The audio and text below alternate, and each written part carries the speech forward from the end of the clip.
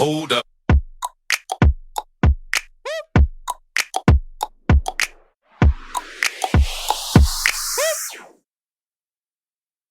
Hello and welcome to this very special edition of the Big Boom podcast. I'm joined by Priya. Hi, Priya, all the way from Singapore. Hi there. Hi Well, there. well over in Singapore. It's a very different times of day where we are, so it's taken a little bit of syncing of diaries, but we've managed to make it happen, haven't we? How are you?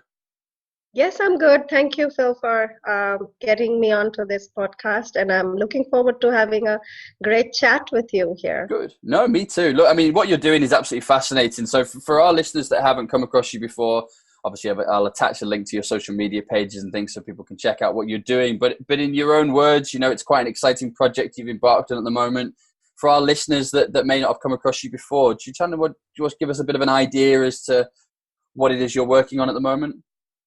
Yes, so I'm the founder and CEO of Life Vitae.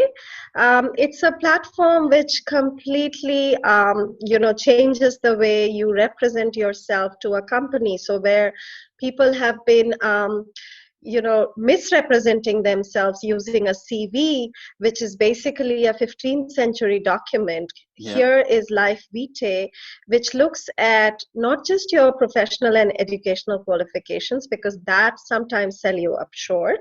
Mm-hmm. And Life Vitae looks at your entire life journey.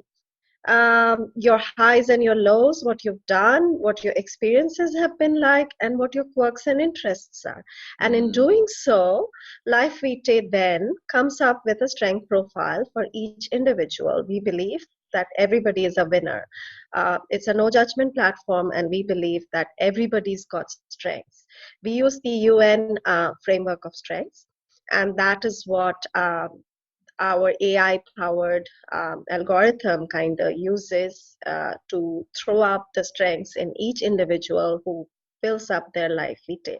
Yeah. We use these strengths further to match people or to come up with a similarity score of people within a team or a new hiree or a new joinee joining a team, as well as between a mentor-mentee or a buddy system program that exists in companies.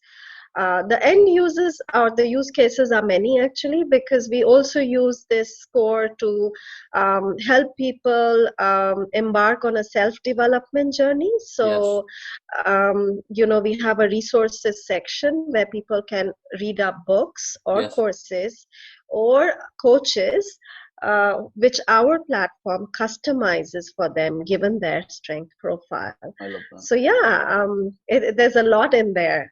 There is, and there's a lot of synergy there, which is why I think we picked up on it so quickly. I mean, as you know, I've got a campaign called Ban Sales CVs. I am very anti CVs as well. Having spent a long time in this industry, I've seen that they're not fit for purpose for anybody. Candidates, I've met some people who I've seen the world's greatest CV, and then somebody completely different turns up because they've oversold themselves on their CV. But actually, I work a lot within technical sales and business development. And funnily enough, one of the things that salespeople have never really been particularly good at is admin. So some of the best salespeople I've ever met had some of the worst looking CVs. So I completely agree with you that they're not fit for purpose. You're absolutely right of when it started. It was actually Leonardo da Vinci who came up with the first CV to show what he'd done. And you think, surely there's a more accurate way of doing that. I also understand how it became relevant during the what we call kind of like the Industrial Revolution, when everybody just needed to be regulated, and I needed someone that can do X, Y, and Z, and they'll go and do that. Whereas now, I feel like with the digital world that we live in a much more entrepreneurial kind of world, where actually it's the individual's key strengths and weaknesses that make them good or not so good fit for our business, not the fact that you have 5 years of experience in something, because that 5 years could be 5 years of being an average performer. Absolutely. And that's where we come in, because our use cases, as I have told you, are many, given the fact that, as you were mentioning, that individuals from the gig economy who don't want to kind of be stereotyped or boxed into a particular career for the rest of their lives, because as life expectancies are going up around the world, people do realize that they may not want to keep doing the same thing for 30 years or 40 years. And what do they do if they want to change their profession? Do they start back from zero? And that's so unfair. Of course, there's reskilling involved, but even after reskilling, do they start back from an entry-level position? Well, no. Well, it's so funny you should mention that. I actually had almost an identical problem. So I graduated with a surveying degree just as the property market globally fell off a cliff. And I was a commercial valuation surveyor at that, dealing with smart cities and new land, and there wasn't much development going on. So you can imagine how easy that was to find a job. And progressed into a new career, which was still within property, which I know is both very close to our hearts. You started off in real estate as well. In fact, we've worked for some very similar companies. At one point, you would have actually been a rival on 2 occasions. I know, right? So it's funny, but I look at that, and then I decided, do I want to go back into surveying? And the problem that I had was, by the time the market had come back round, I was now a director within property and recruitment, but not within surveying. And to go and get a job back in surveying, I would have had to have taken that entry-level position. So I've never done it. I probably spent 18 months of my entire life being a surveyor, and I spent 3 years studying how to do it. It was incredible. Yeah, that's pretty much like my story. As you rightly said, we had pretty much of a common start, but here's the thing. So when I was growing up, I was an introvert, and I believed it, that I'm an introvert. Really? And then suddenly I thought that I'm becoming more of an extrovert. Does that happen to people? I mean, I have heard so many stories that people think that they are an introvert, but you know what? They're an extroverted introvert or an introverted extrovert. So again, I mean, not about boxing people or stereotyping people. I mean, what if you change? What if you evolve during your lifetime? And so in my introvert days, I used to be a math geek. I used to be a numbers person. I used to be a finance professional. I would do real estate finance, investment models, sitting there in front of a computer. And then I suddenly realized that, you know what, I want to go out there, meet people. I want to do something more. I want to help people. And that's what started me off, because I evolved and I realized that, hey, there are a lot of people like me. I'm not people want to do different things at different points in their lives. And sure, I'm good with numbers, but I don't want to be stereotyped as a geek who needs to sit behind a laptop and work away at numbers all the time. So that's where my journey began. I love that. And you're absolutely right about the introvert extrovert thing. In fact, I actually think that people can be introvert and extrovert in different settings as well. So I have a friend of mine, for example, who is most definitely an introvert. If you take them to a room full of crowded people, you'll find them either out of the room or right at the very edge because they don't want to talk to people. However, you talk to them about soccer or American football, they'll go for days. They'll go for days. They come out. They'll quite happily present in front of a room full of people about this because that's what they're passionate about. So he's definitely an introvert in normal day-to-day life. But then you put him into a situation where he's talking about his passion, and it's a completely different scenario. Sorry. No, I was going to say, I absolutely love it. I mean, I really do. And the continuous professional development piece that you mentioned as well about the ongoing and training, I think, there's that saying, isn't there? You can't see the wood for the trees, as in you're too close to a situation to be able to see the best way out of it. And I think that really falls under continuous professional development as well. That as humans, we avoid the things that make us uncomfortable. And often it's the things that make us uncomfortable that we really should be working on, because they're the areas that we need to strengthen. We're happy to spend hours and hours and hours working on the thing that we enjoy doing because we're amazing at it. None of us, take it away from work. I am a horrific tennis player. I can't play tennis. I mean, that's my programming. I've had that since I was a child. I have no idea what I'm doing with tennis. I play it like I'm playing baseball. You throw a ball at me, I'm just going to smash it over the fence. It's not I'm not good with that sport. Football, I will love playing. I used to play professionally and I really enjoy it. You stick a ball in front of me and say, for the next 4 hours, we're going to work on football. I'm extremely happy and have no complaints. You tell me I'm going to spend the next 4 hours on tennis, I'm probably going to resent it and say, oh no, I've got other things to do that are more important and I'm going to procrastinate. So having something in front of you that is data driven, because I'm a big believer in, don't let it be opinion, let the data do the facts, let the data do the talking. And this data, having done these tests, which I want to come on to in a little bit, just in terms of how you ascertain this information in the first place. But once you have these results, it's about how do I improve? How do I take that to the next level? Yeah, so that's where, we saw the gap, that two things from what you just said. One was the passion bit, that you have to have the passion.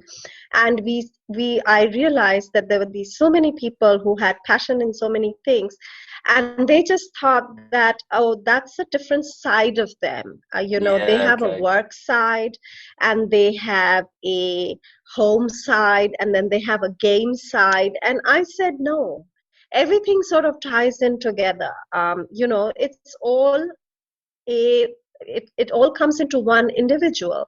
And what you use in your game brain helps in your work brain, and that in turn helps in your home brain. So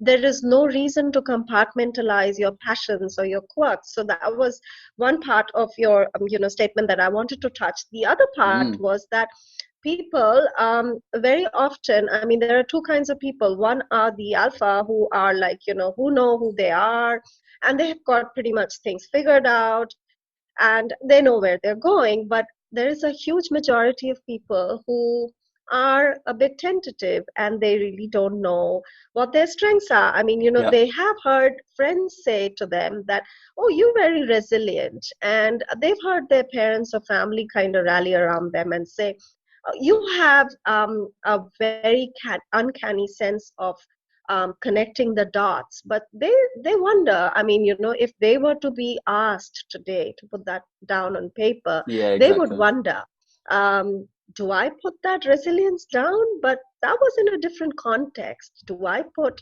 sense making or connecting the dots down? But is that even relevant in this context? And that's what we do. We tie everything together. Definitely. So the platform helps you identify your strengths, and then validates that through the data science based algorithm that we have indigenously developed. And then it asks you again for a self-validation. So there's a three-step validation. So you're basically inputting your life experiences. The platform kind of runs a data science module on it, throws up your strengths. So that's a second level of validation that the platform does, and then you revalidate that. So we don't leave you at the mercy of a black box sort of a a program where you don't really know, you're swiping, and you don't really know, you've been asked whether you see more of a red in a sunset or more of an orange in the sunset, and therefore you are a particular person. That sounds a bit odd, and you do feel a little bit of loss of control. Here the control is in your hands. So you are talking about a sunset experience from your own life, if you want to talk about sunsets. If you don't, there are many experiences that you want to talk about, but it is basically your life, your story, and the way you want to curate it. And I think that's really important. Look, there's two things that really jump out at me from what you've just said there. Number one, is about the combining different parts of your life. So I'm a big gamer. I love gaming, have done ever since I was a kid. I was saying to my wife just the other day, actually, I had this old PC, and I remember it really clearly. I was only young, so people shouldn't come after me for this. I was trying to play Grand Theft Auto, and I didn't have the right video chip in my computer. It wasn't going to work. So I had to hack the computer and the programming and tell it that it did have the thing so it could run it anyway. And that was like my first, and I'm researching on Google, and I'm learning how to do this. And I remember I'm on MSN Messenger, if you remember that, with my friends. Yeah, I know, right? So there was these things called ICT rooms, internet chat. Yeah.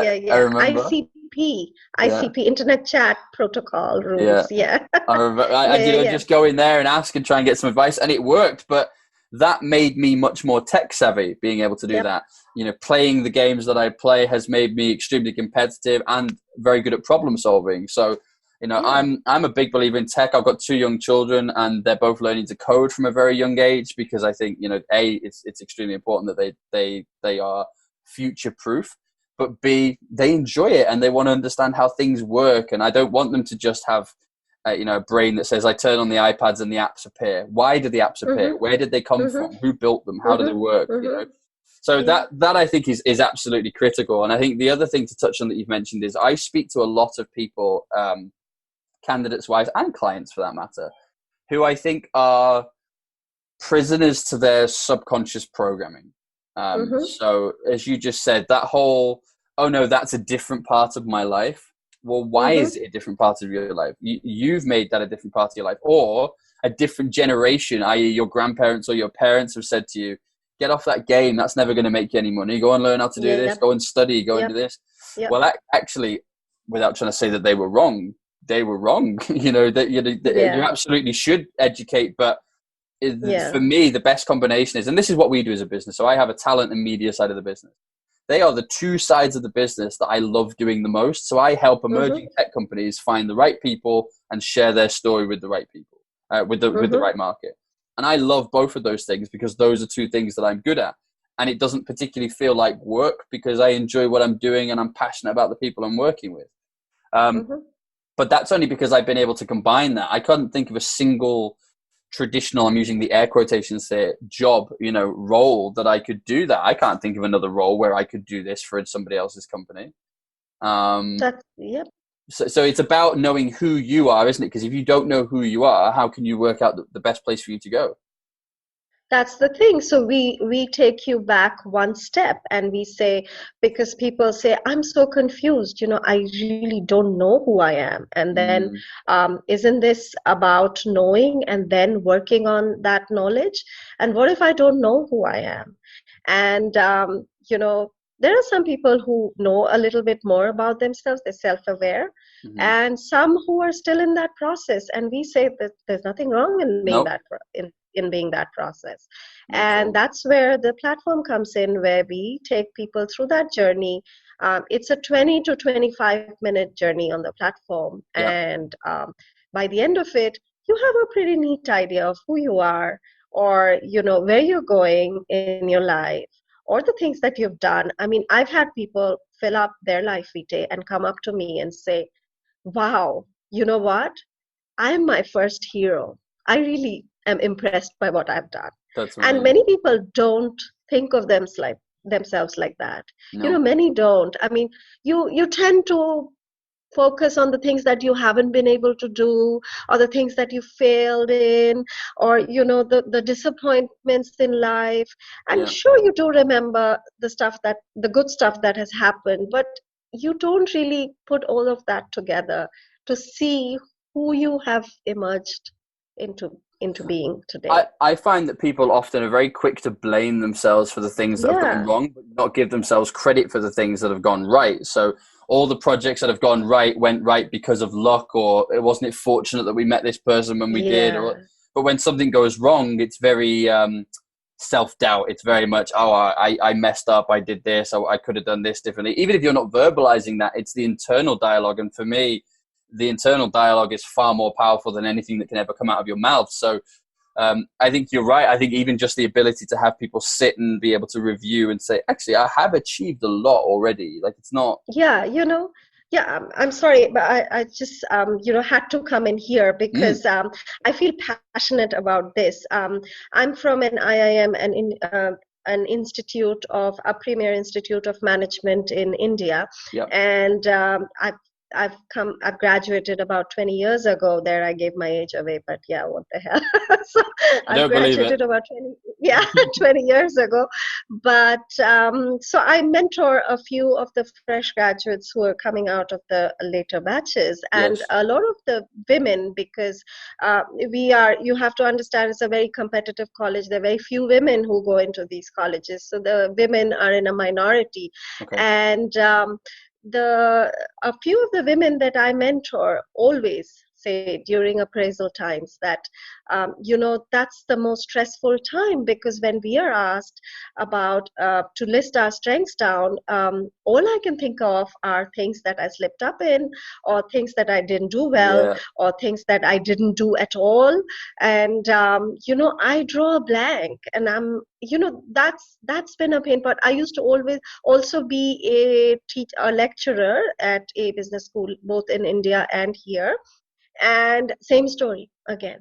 Mm. More in women than in men, because men sort of, bring out that alpha side in them. But the women that I have met pretty often, especially the early career women, always suffer from this self-doubt that, oh, but if I were to write something down as a strength of mine, would that fly? I mean, they don't have that confidence in themselves. And here's a platform which gives you that, sort of crutch. It says that, Mm. this, you haven't done anything extra. You've just listed your life down, and these are the strengths that come out of it. And you possibly pretty much know it. It's just the lack of confidence in talking about it, that, You're right. hey, yeah, I am good at this, and why shouldn't I talk?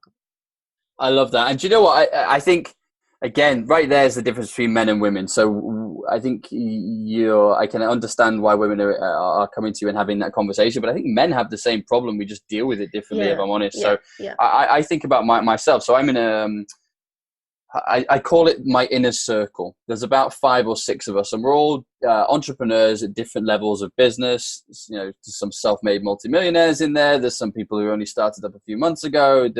But we all kind of complement each other's businesses, and we work very closely together. And I love that whole partnership working. It's brilliant, especially when you can trust the people around you to be able to say, I can't help you with that, but this guy can, and he's brilliant. Yep. But one of the main things that I took almost bizarre comfort from, if you will, from this kind of relationship with these people, is that I'm not the only person that's tortured by self-doubt. We're all the same. Like the guy who started 6 months ago is riddled with self-doubt. The self-made multimillionaire, I think if you really sat him down and quizzed him, he'd wonder whether anyone's going to... his attitude is, they're going to find out I'm not as good as they think I am. Yeah, the So imposter syndrome. He's got the imposter syndrome, of course. But and I'm telling you now, like the guy is a brilliant businessman. He fully deserves to be where he is. He has not got there by luck, although I believe that we create our own luck anyway. He's got there through hard work, determination, and good entrepreneurial skill set. But yet in his mind, he still questions himself and doubts himself at every opportunity.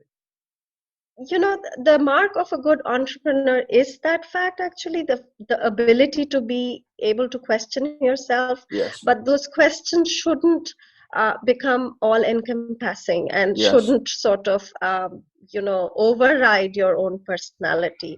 And that is where, a platform like this gains so much popularity in doing what we do, in matching people, in matching mentors and mentees, in bringing buddies together, buddies in a workforce together. Because nowadays in large companies where millennials are employed, not all departments have as many millennials as they would like them to have. And oftentimes these millennials are like fish swimming upstream, and they don't have a support system. And Life Vitae comes in very beautifully to match interests, because we are a platform where we gather information about your interests, about your quirks, about that. So Life Vitae matches people within a workplace on people who have common interests, who've gone through common life experiences,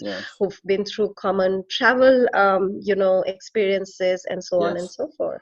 Well, in our line of work, we call it top performer DNA, which is essentially you go into a department and you analyze not just on the core value of this person makes X amount of calls per day, yet I want to go much deeper than that, because I always say that you can take a top performer from one environment and put them into another. It doesn't necessarily mean you're going to have a top performer. It has to be the right culture, the right custom. Do they believe in the project? Are they working with the right people? Is the environment right? So we talk about top performer DNA, which is look at the top performers in that department and look for shared characteristics. Did they all go traveling after university?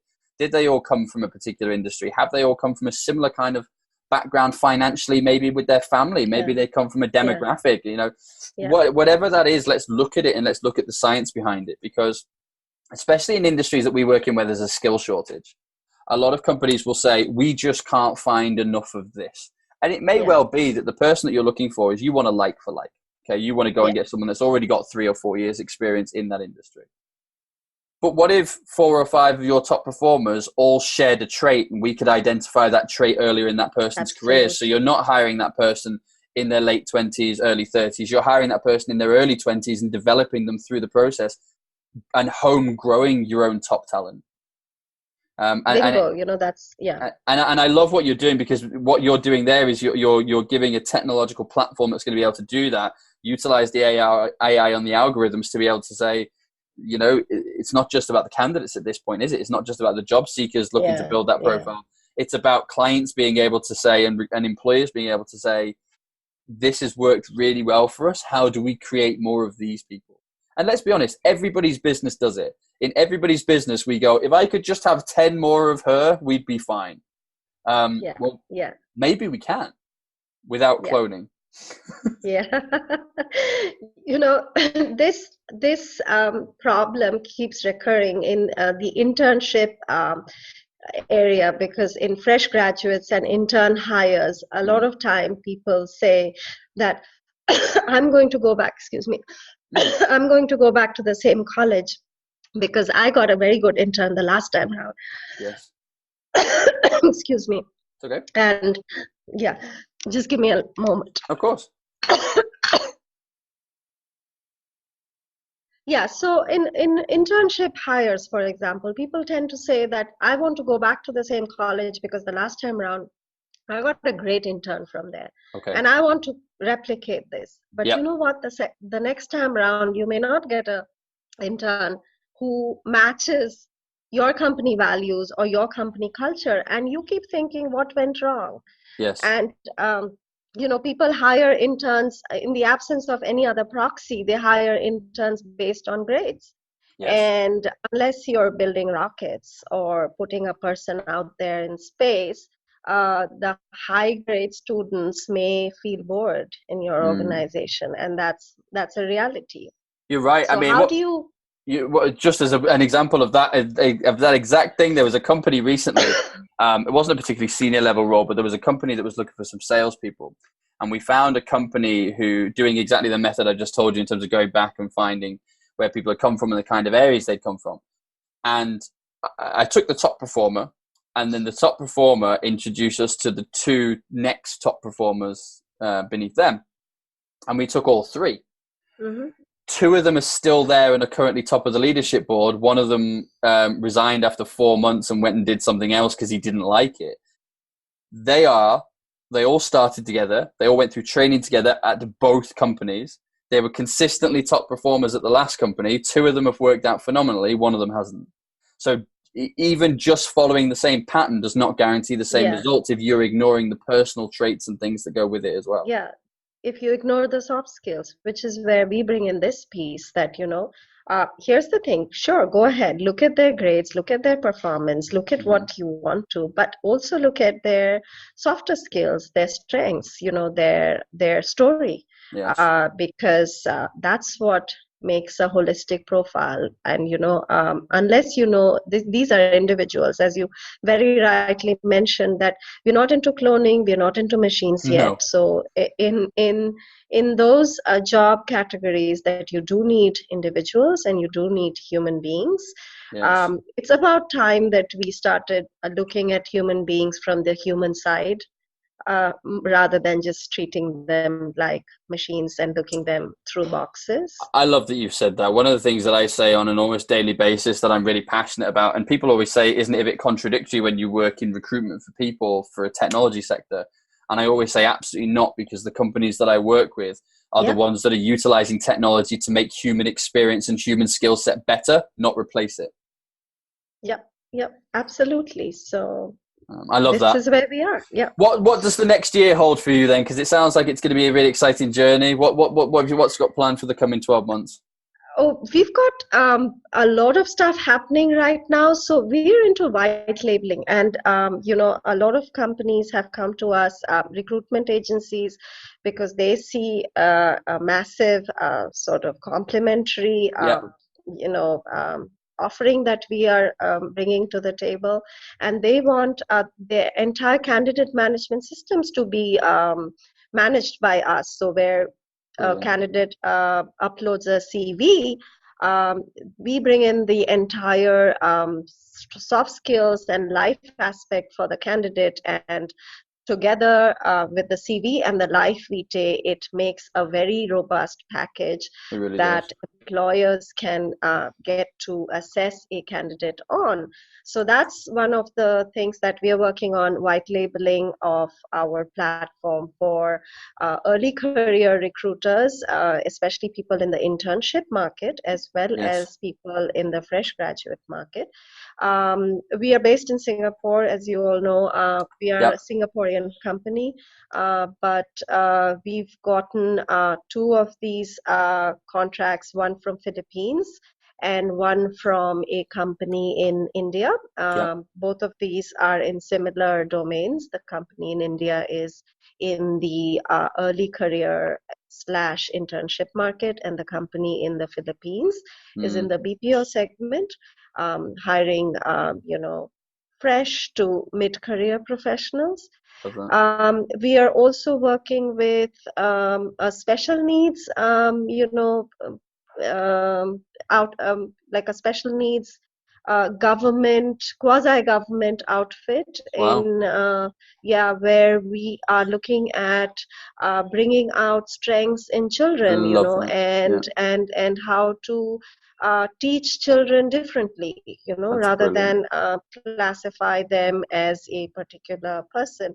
We work with colleges, so we are in the process of signing up MOUs with a whole lot of colleges, both in Singapore and in Malaysia, as well as in Indonesia.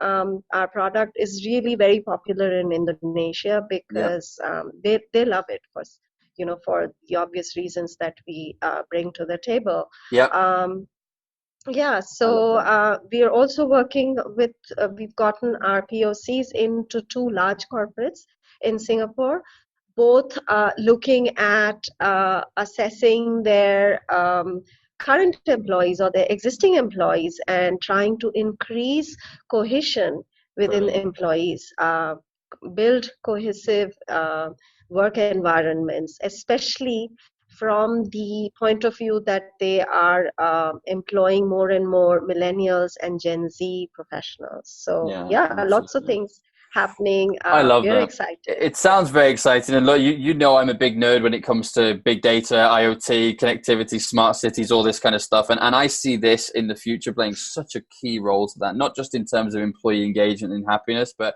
I work with a lot of companies who deal with the tech side of real estate, so the prop Hmm. tech stuff that goes into these big corporate buildings and commercial management buildings. I get excited at the prospect of I can see what they're doing with their data. Now start adding in employee personality types data and all this kind of stuff as well. And you're going to be able to create the perfect working environments for the right kind of people. You're going to know exactly the sorts of people you should be attracting to your building and to your business, not just based on skill set, but based on personality type and ambition and all this kind of stuff. And I absolutely love what you're doing, and long may it continue. I will include links to your website and a link to your LinkedIn page, if that's okay. Yes, On absolutely. And go ahead and include our Facebook page. In Certainly Singapore, will. we're in Singapore, we're physically located at the launch pad, which is the literally the launch pad for startups. It's at Block Fantastic. 71, Ayer Rajah. So we have a huge. You were mentioning an ecosystem a little Yes. while ago, and this is a huge ecosystem. It's a vibrant community of startups where we have legal help, we have IT support, of course, but all the other things that make a startup successful, and it's all there. We are an incubator of the NUS Enterprise and Block 71 incubator program. So Mm, we are quite in the heart of the buzz in Singapore right now. I love that. Do you know what? I'd love to invite you back for a panel discussion then, because I think what would be brilliant Okay. would be to get a couple of people on from the incubator phase and have a conversation about just exactly that. Why Singapore is such a great place for these tech businesses. Sure. What is it the government and local authorities are doing to support you?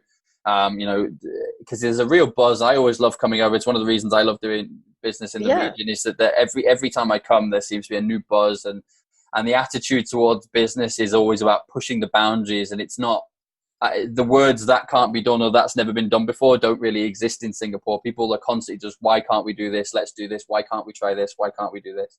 And I absolutely love that attitude. Priya, thank you so much for your time. I really appreciate you joining me on the podcast today. Thank you, Phil. I'm sure our listeners Thank you so much for having me over. Well, you're more than welcome, and I'm sure our listeners got a lot from it. I mean, me and you could talk all day about this stuff. I expect that we'll be working much closer together in the future as well. Anybody that wants to get in touch with Priya, obviously I will leave the details both in the description and in the comments below so that you can get in touch. I'm sure she'd welcome a conversation with anybody, to kind of have a look at this, whether you're from an employment perspective, candidate perspective, or even an educational establishment, as I know that there's a fair few of those guys that listen on here as well.